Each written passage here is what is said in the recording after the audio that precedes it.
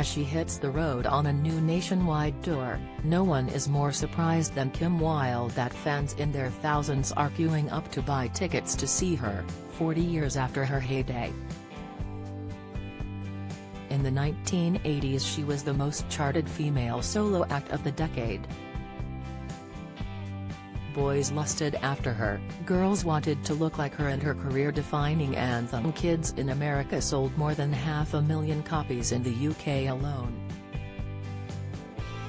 But fast forward 4 decades and Kim admits she was not sure anyone would be interested in hearing her sing again. Now she is in her 60s.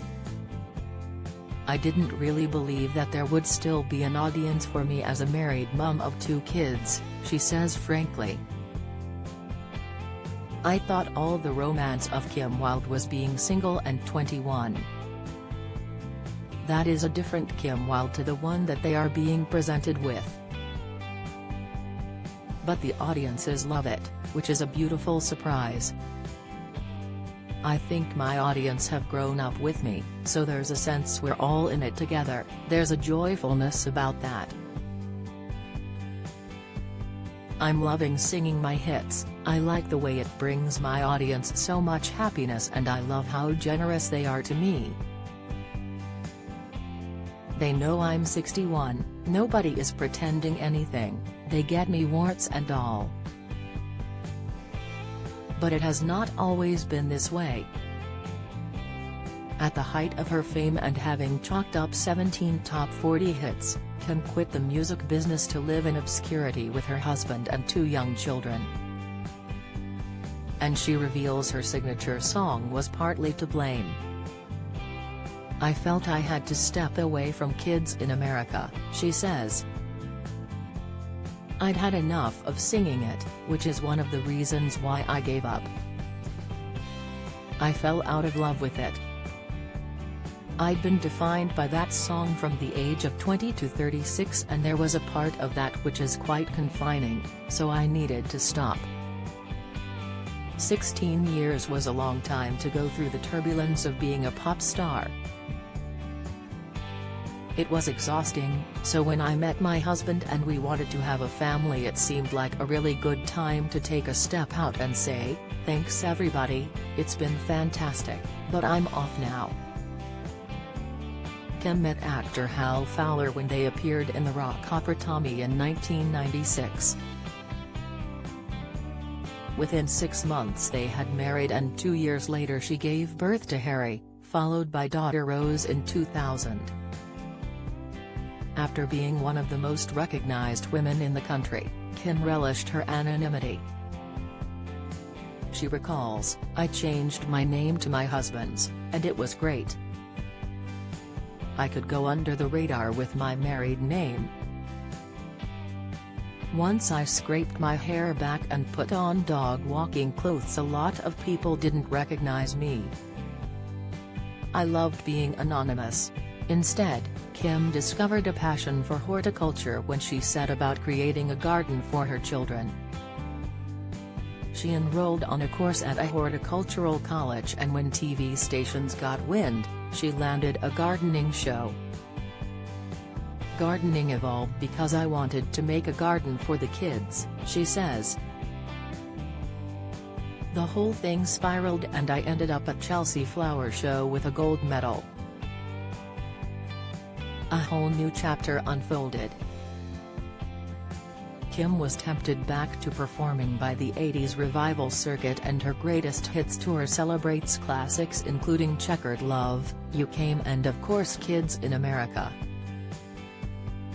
"I fell back in love with the song," she smiles. "Now I'm in my 60s, I feel like I've gone full circle with my relationship with these songs. There have been times where I've fallen out of love with being Kim Wilde and singing those hits, but right now I'm just loving it." Kim credits her energy on her good genes. Her dad, 60s singer Marty Wilde, is still performing at 83. Her decision to quit alcohol 6 years ago also helped. It was partly fueled by the clip of her belting out Kids in America on a train as she returned home from a Christmas party in 2012. The clip has been viewed by more than 2 million people. As fun as that was to watch, and I know it made a lot of people laugh, there was something about it that didn't make me feel entirely happy, Kim admits today. Obviously we had been at a party, but it was a bit of a shocker and maybe I needed to take a little look at getting into such a state when I drink alcohol. Within a few years I'd stopped drinking entirely. I felt so much better, more relaxed and happy. These days I have just as much fun without alcohol. In the 1980s any pop star worth their salt attended the Smash Hits poll winners party and Kim was twice named Most Fanciable Female. She laughs, "It was flattering, who wouldn't enjoy that accolade, but it never stopped me having a completely turbulent and chaotic love life. I went out on a few lovely dinner dates with Adam and he was a real gentleman, but generally I didn't date people in the public eye." Meanwhile, Kim toured with David Bowie and Michael Jackson and has fond memories of both experiences. She says, "I'd idolized David Bowie since I was young. He was an incredibly charismatic, gorgeous man and it was hard not to fall in love with him.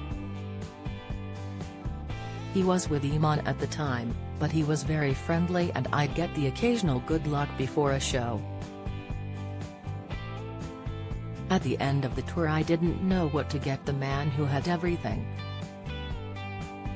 I thought he might remember my dad, so I gave him a Marty Wilde t-shirt, which made him laugh." Michael Jackson was much more of a private individual.